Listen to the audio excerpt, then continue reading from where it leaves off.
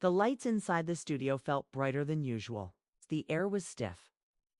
Everyone on set knew this interview was going to be different. Denzel Washington had made one unusual request before appearing on The View: no pre-written questions. No teleprompters and no rehearsal. The producers didn't like surprises, especially not live and especially not from someone like him. Still, the pressure to book a big name had won out. Backstage, a quiet tension grew. A senior ABC executive whispered into his headset, "If he goes off script, cut the feed."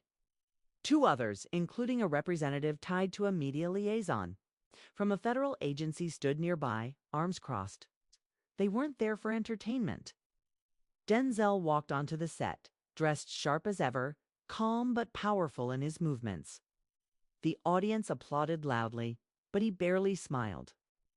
His eyes scanned the room, pausing briefly on each host. Something in his look was unsettling, not angry, not dramatic, but completely unafraid.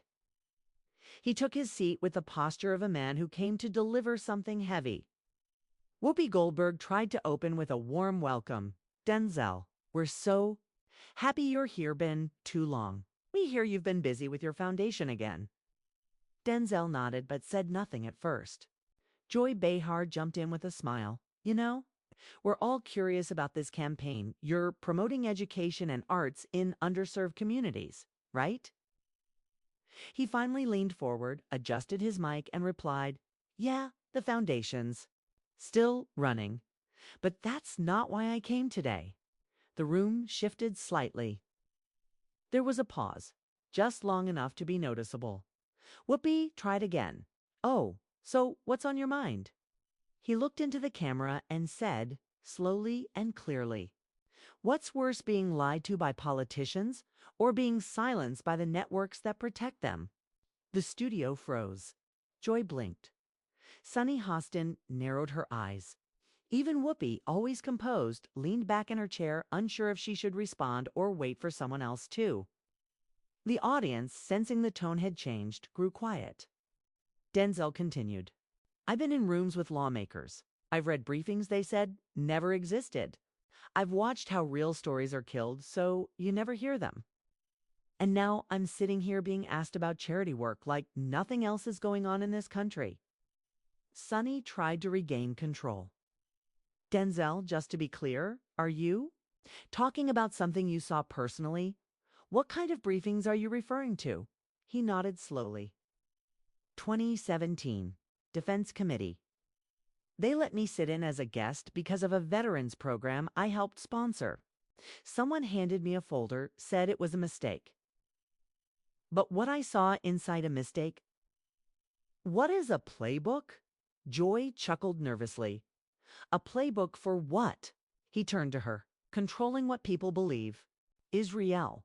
Making sure voices that challenge that are redirected, discredited, or erased." The control room buzzed. A red light flashed. Producers were arguing off stage. One assistant shouted, "Kill audio." And then, mid-sentence, Denzel's mic went silent. The host stared in disbelief as the sound died out. The show's theme music suddenly played, interrupting the broadcast. A graphic appeared.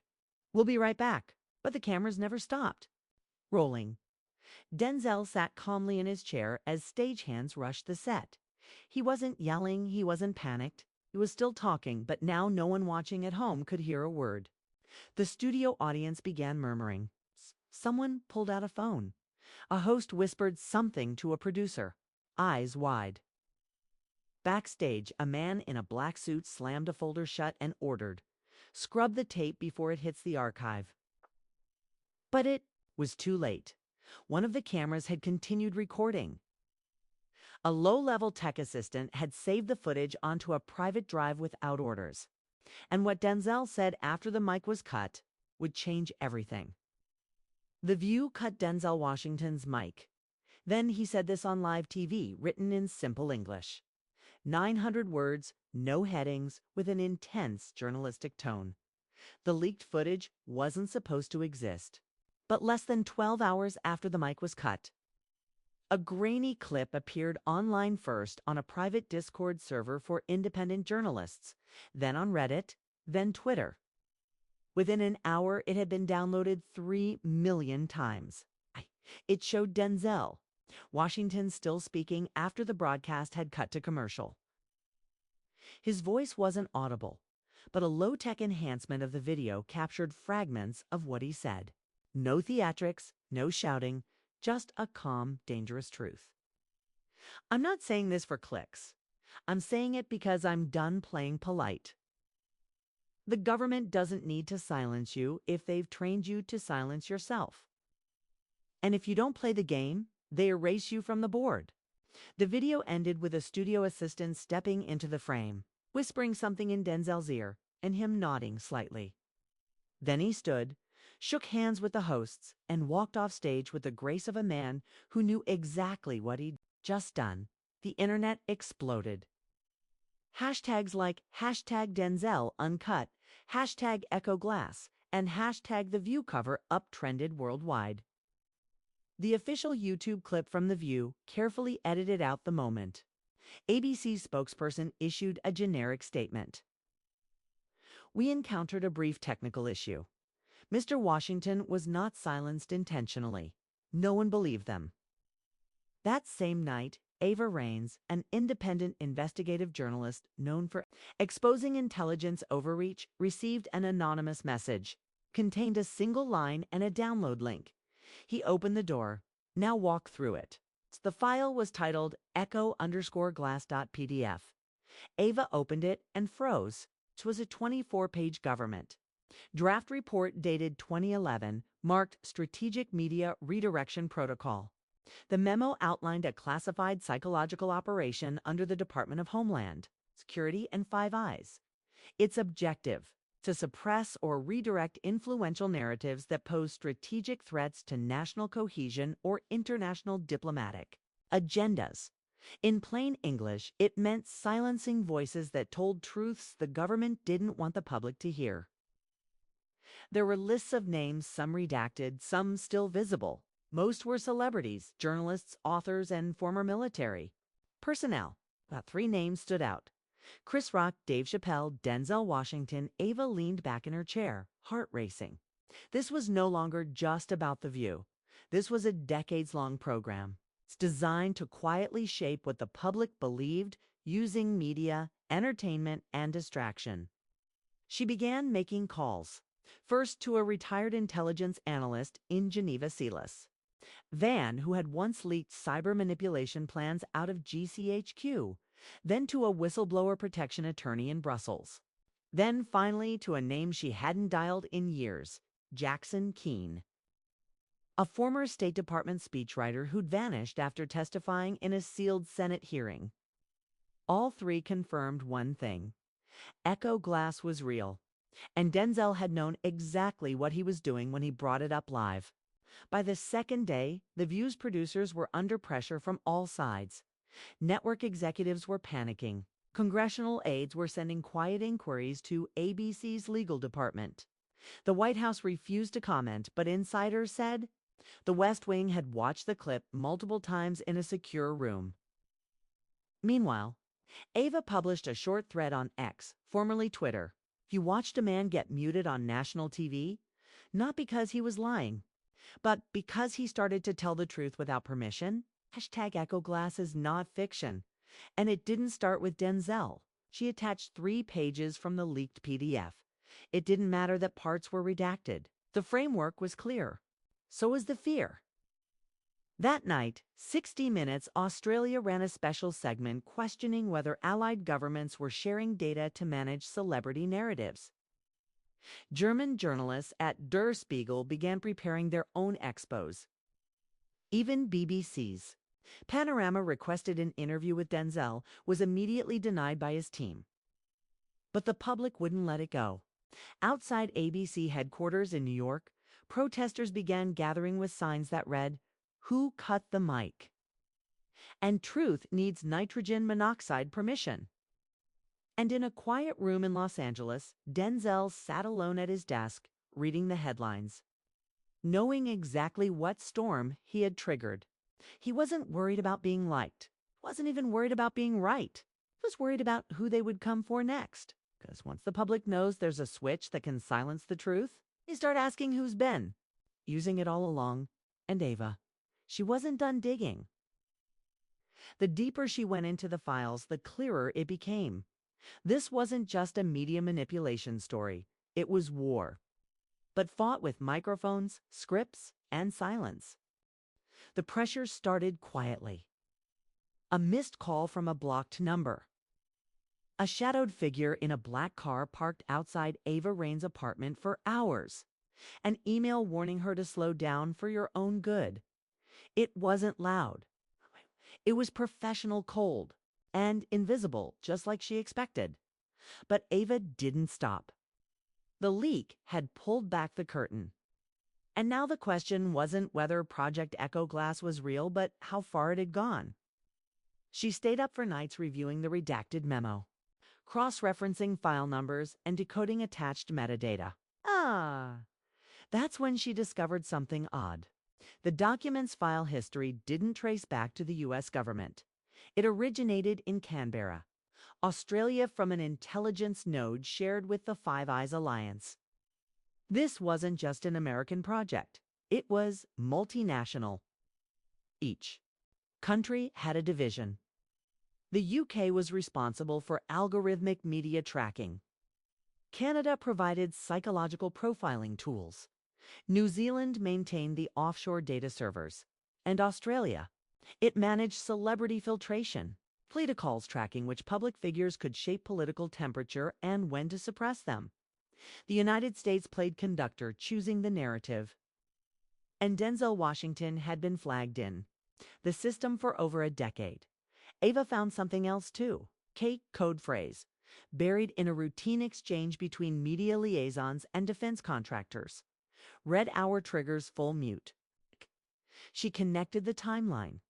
In 2016, after a press conference where Denzel made veiled comments about veterans being used in policy cover-ups, multiple news segments were pulled within 24 hours. Interview invites dried up. Scripts he'd signed onto mysteriously vanished. Echo Glass had muted him before. Now he had fought back live. By day 4 after the View incident, foreign news outlets were calling Echo Glass the new WikiLeaks. Chinese and Russian state media jumped on the narrative, pointing fingers at American censorship. But what rattled Washington most were the voices rising inside the West. A group of independent journalists launched Mike Watch, a project to track suspicious interview blackouts over the last 10 years. They uncovered more than 70 media events where sound, airtime, or edits were mysteriously altered, most of them involving dissenting voices. Ava was asked to join. She declined. She was on her way to speak with Rosa Delgado, a former State Department cultural analyst who had worked on international media briefings. Rosa had resigned in 2020 without explanation. No interviews, no leaks. So now. They met in a quiet cafe in Madrid. Rosa looked worn down, older than Ava remembered from press photos. Her eyes darted toward every moving shadow. I read the file, Ava said. I know, Rosa whispered. That's why I almost didn't come. Echo Glass. Rosa nodded. They never called it that officially. Internally, it was just the curve. Our job was to curve attention, direct emotion. If someone like Denzel disrupted the curve, we adjusted. How? We didn't just cut mics. We rewrote the frame. We'd bury uncomfortable truths under celebrity gossip, sports hysteria, manufactured outrage, anything. Ava paused. So you admit it's real? It's worse than real, Rosa said. It's accepted. She handed Ava a flash drive. Inside were emails from 2015 to 2019 between network producers and a private security firm known as Lynchgate Solutions. The firm wasn't listed in any public records, but Ava found it linked to a former DARPA director. Their job: monitor live interviews in real time and intervene if tone thresholds were breached. Tone thresholds, not facts. It's not lies. Tone. Ava's stomach turned. Back in the States, the View's ratings had plummeted. Public trust shattered. Whoopi Goldberg, under pressure, gave a cryptic statement on air. Sometimes you don't realize the voice in your ear isn't yours. No one knew what to make of it. Meanwhile, Denzel remained out of public sight. No videos, no statements. But that didn't stop his words from spreading. Clips of the leaked footage were now dubbed in over 40 languages. Protesters in Paris projected the phrase, "They cut the mic on the side of a government building." In South Africa, students held silent rallies wearing black tape over their mouths. In Brazil, artists painted murals of Denzel with cables wrapped around his lips above the word truth. The movement was growing, but the institutions were responding. ABC issued a lawsuit against the anonymous leaker. Congressional committees launched a closed-door investigation into unauthorized disclosures, and Homeland Security issued a vague statement about cyber disruptions and psychological threats to national order. Ava read that line 3 times. They were calling the truth a threat. She knew what came next. She'd seen it before. Smear, campaigns, disinformation, discredit, and destroy. But this time she wasn't alone. Encrypted messages from whistleblowers flooded her inbox. An engineer at a satellite firm, a former Hollywood script consultant, even a tech who used to run backup audio feeds for late-night shows. Each message included the same phrase at the end. They've been doing this for years. Denzel was just the first to say it live. Ava knew what she had to do. Not write a story, not publish a thread. She was going to go live just like he had, because if they were going to cut mics, she was going to speak loud enough for the world to remember every word. By the 5th day, Ava Raines had made her decision. There would be no article, no edited feature. She wasn't going to filter the story through any outlet, mainstream or independent. She would go live, unedited, uncontrolled. Her team set up. The stream using for backup servers, end-to-end encryption, and a borrowed studio in an abandoned theater in Lisbon. They sent anonymous pings to keep her IP moving and blocked all outside access. The live feed would mirror to 20 different domains and social platforms. Once it started, no one could stop it. As the clock counted down, a quiet tension filled the room. Ava reviewed her notes one last time. Not just the Echo Glass files, but every scrap she had collected over the years. Emails, surveillance contracts, leaked audio from studio techs, transcripts from meetings held in Dubai, London, and Ottawa. There was even one document stamped from Langley, Virginia media disruption risk profile tied to Denzel Washington's name. She took a deep breath. Then the countdown hit 0, and the world watched. Across the globe, notifications lit up. Live now. Ava Raines, the truth about Echo Glass, within minutes. Over 2 million people were watching. Ava stood under a single light, the theater around her dark. She didn't smile. She didn't perform. She looked straight into the camera and said they cut Denzel Washington's mic because he said something that wasn't supposed to be said. But the problem isn't that they silenced him. The problem is how easy it was. Then she told the story. From the first file she received anonymously to her meeting with Rosa Delgado in Madrid. From the leaked protocols of Echo Glass to the real names and contracts behind Lynchgate Solutions. She played a short audio clip and email exchange between a media producer and a government agent. In it, a female voice said clearly, if he mentions the list or Echo Glass on air, initiate a red hour and push segment B. A male voice responded, understood. We'll go to commercial. He won't get a second sentence. The audience was stunned. On the screen behind her, Ava showed the actual tone threshold document color-coded charts, mapping the speech of celebrities with labels like threatening, compliant, and reprogrammable. Denzel's chart was in red. So were Chris Rock's and Dave Chappelle's. They've been monitoring public voices for years, Ava said. Don't care what's true. They care what keeps people calm. She clicked again. Now came images from the hidden report marked seed events. It revealed a strategy to drop large-scale celebrity news, deaths, scandals, breakups, and the exact dates that major policy failures, military strikes, or international scandals broke. One page showed how a celebrity divorce announcement was intentionally boosted the same day a drone strike killed civilians in Yemen. They used our attention like a weapon, Ava said, and they trained us to look away.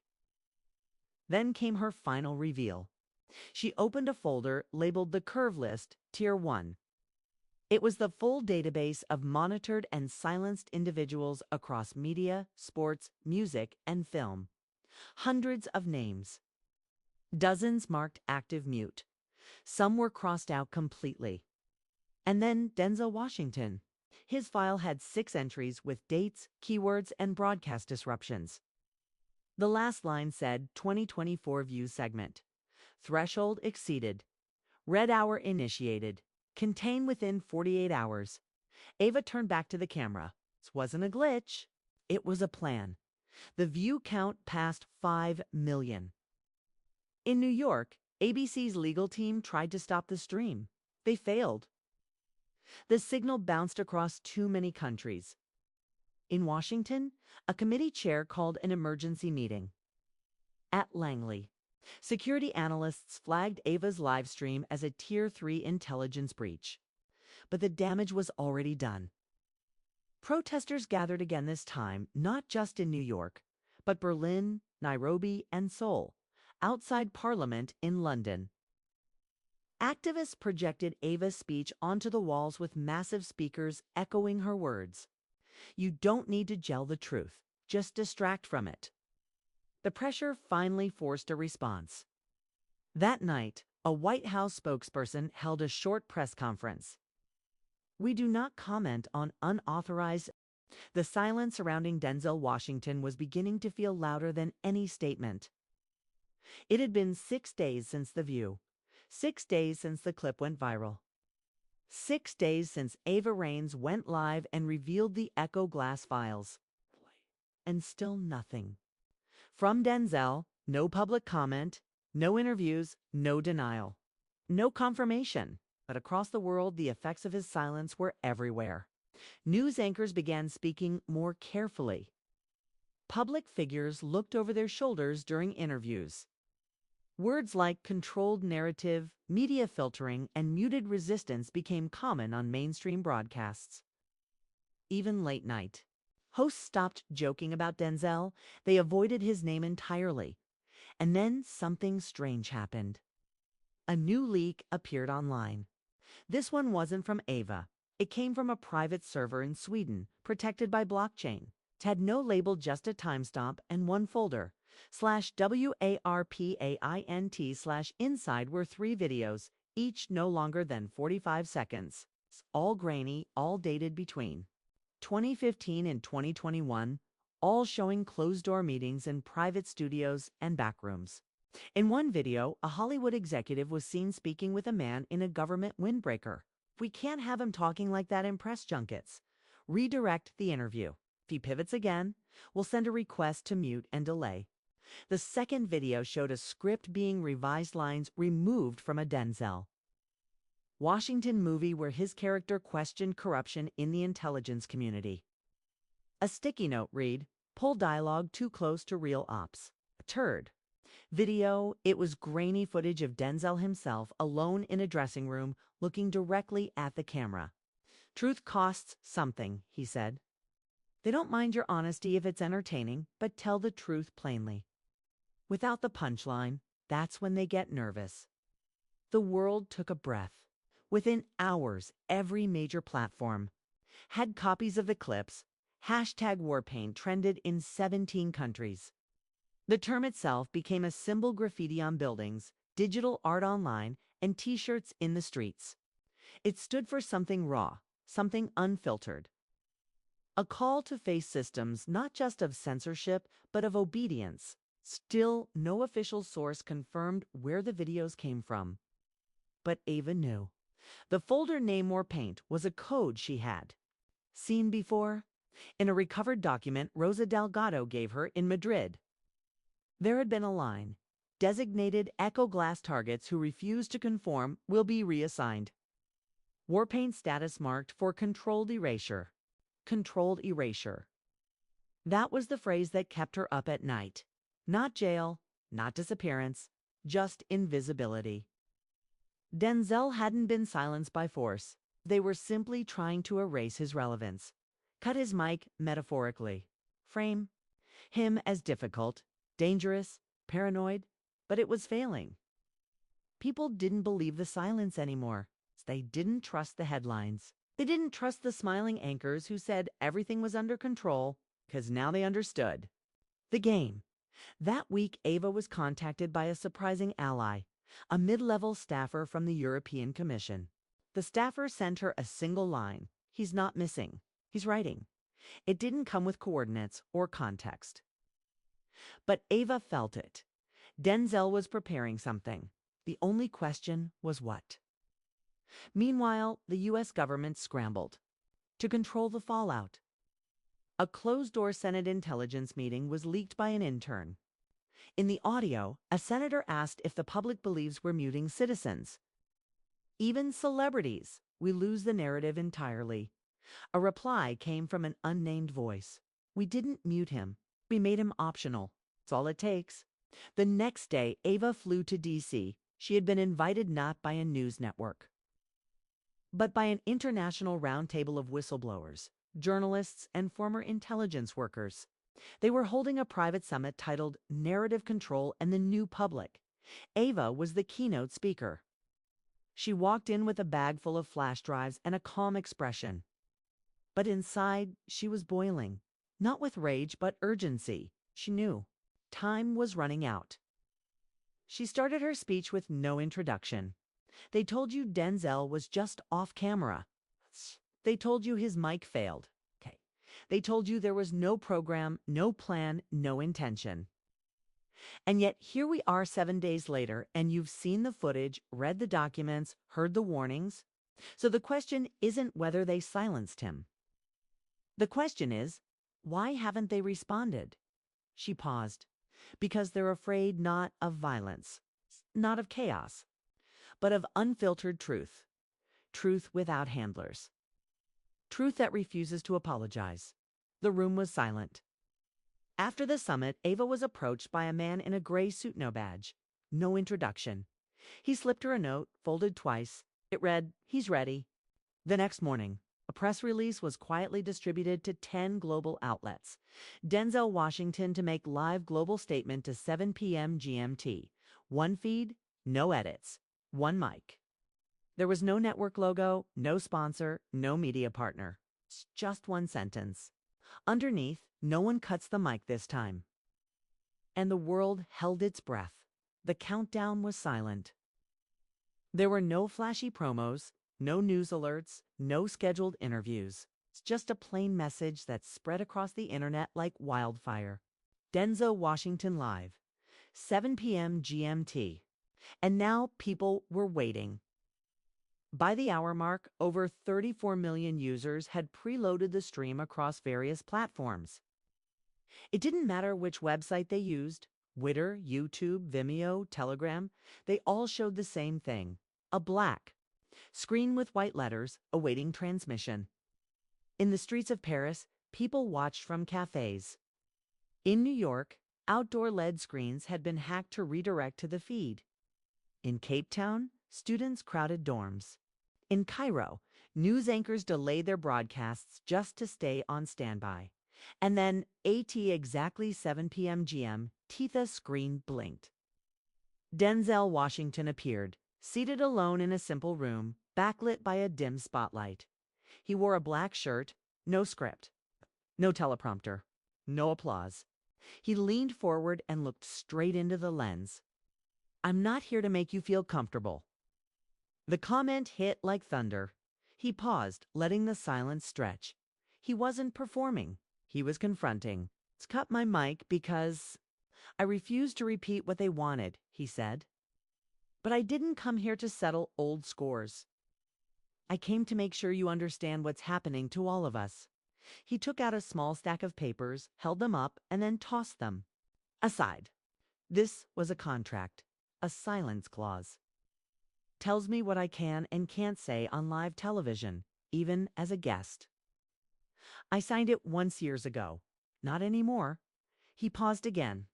Echo Glass isn't fiction. It's not some underground myth. Passed between conspiracy boards. It's real. And it's not just the US government. It's media.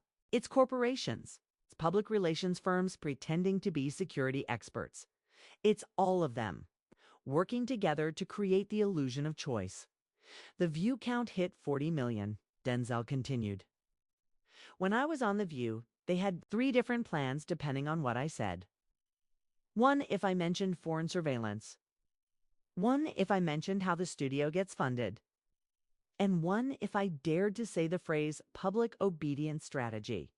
He looked off camera for a moment. They used Plan 3.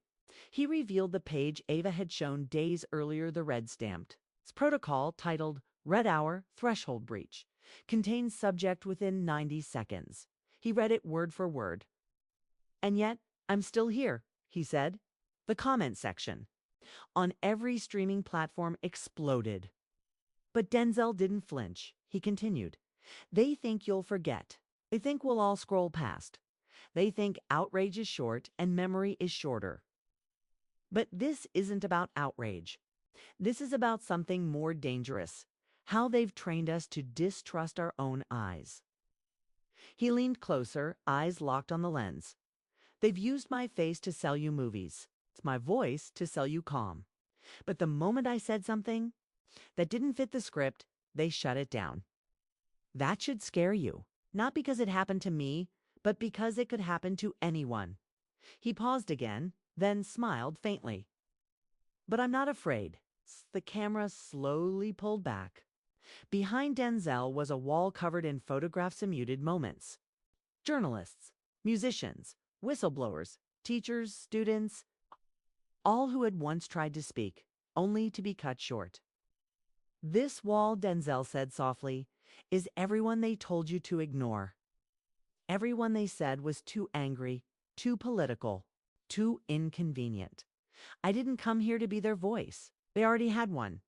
I came here to remind you, so do you. The stream jumped to 50 million viewers. Some governments tried to block the feed. Firewalls were raised in China and parts of the Middle East. Social platforms in certain countries began freezing live comments. But it didn't matter.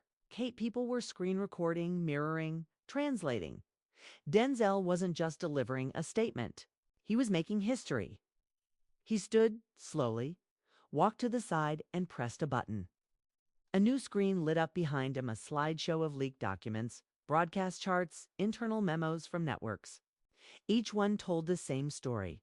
Control the voice. Control the people. Then he said something no one expected. There's a file, hidden, encrypted. Classified, called Seed Phase 2. It includes the next 40 names targeted for soft silencing. Artists, scientists, even athletes. I've seen it. And now you will too. He uploaded it live. Hackers had tried. Whistleblowers had searched. But no one had been able to break into that layer until now. In seconds, the file went public. Newsrooms around the world gasped as the list appeared on their screens. The world didn't go back to normal. Within 24 hours of Denzel Washington's global broadcast, governments were scrambling. The classified Seed Phase 2 list had reached every major newsroom, civil rights organization, and independent journalist. Social media platforms were flooded with side-by-side comparisons of whistleblowers, past warnings, and the newly confirmed documents. It wasn't a theory anymore. It was evidence. But more than that, it was betrayal. In Washington, D.C., members of Congress demanded an emergency oversight hearing. Protesters gathered outside Capitol Hill holding signs that read, "He spoke. Now you answer." In London, Parliament held a late-night session to discuss intelligence sharing within the Five Eyes Alliance. The Home Secretary dodged questions about whether the UK had ever shared psychological influence models with US agencies. They had, but they couldn't say that on record. At the United Nations in New York, smaller nations demanded transparency.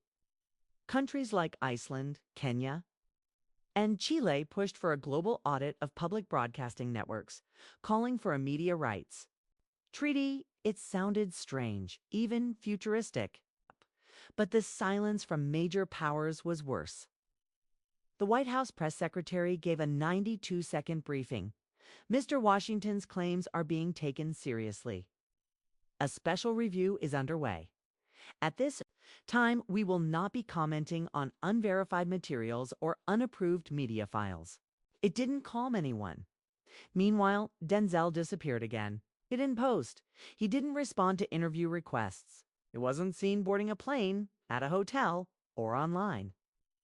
But his absence didn't stop what had already begun. Whistleblowers around the world started speaking up. A data engineer from Canada released network logs showing scheduled keyword suppressions during political scandals. A former BBC editor admitted that specific interview clips were delayed or reshaped based on internal pressure. In Brazil, a media consultant revealed a secret contract between a news network and a defense ministry. The cracks in the wall had widened. And Ava reigns. She became a symbol. After Denzel's live speech, she published the full Seed Phase 2 database with annotated profiles. Each name was given context, why they were targeted, what they had said, and how they had been quietly removed from headlines, search results, or event stages. She titled it The Quiet List. It was downloaded over 60 million times. But the real moment came days later when The View itself tried to recover. They aired a restoration segment with a carefully curated panel. No controversy. No risk. Just soft questions and even softer answers. But the ratings collapsed. Viewers didn't want scripted comfort anymore. They wanted accountability. Midway through the broadcast, a new leak appeared online. Not a document, not a video. An audio recording from inside the control room on the day Denzel's mic was cut. In it, a voice clearly says, "Initiate red hour now. Go to ad." He continues after break, switch to delay. Do not let him use the word echo. And someone responds, "Understood." Full lockdown. It was the final nail. Within hours, the executive producer of The View resigned. ABC issued a legal notice attempting to suppress the leak, but failed. The public saw the cover-up in real time. They didn't forget this time. In cities across the world, protests turned into digital sit-ins. Influencers who used to avoid politics now quoted Denzel. Schools used his broadcast as an example of media manipulation. Political candidates even from opposing parties started using phrases like "restore the signal" and "one mic." One truth. It had become global, but the story didn't end there. Late one night, Ava received a package. No return address. Just a single USB drive and a note. He told the truth. But there's still one part left. Inside the drive was a video. Not of Denzel, but of an internal training session recorded secretly where media consultants were taught how to identify soft dissent in interviews. The trainer explained how to diffuse it, distract it, and, if necessary, terminate the signal without alerting the guest or audience. The code phrase for this final move: curtain call. That phrase had never appeared in any documents before. Not in Echo Glass, not in Seed. It was something deeper, something that suggested there was another layer. Ava knew what it meant. Echo Glass wasn't the top. 8 was the middle. Denzel had cut through the curtain, but now she had to find out who built the stage. She uploaded the video with one line. They didn't just cut the mic. They wrote the script, and we've been living it. The world watched again, because now everyone knew. Silence was never just silence. It was strategy. Okay. And the man they tried to mute had become the signal no one could turn off. Denzel Washington didn't just speak. He reset the system.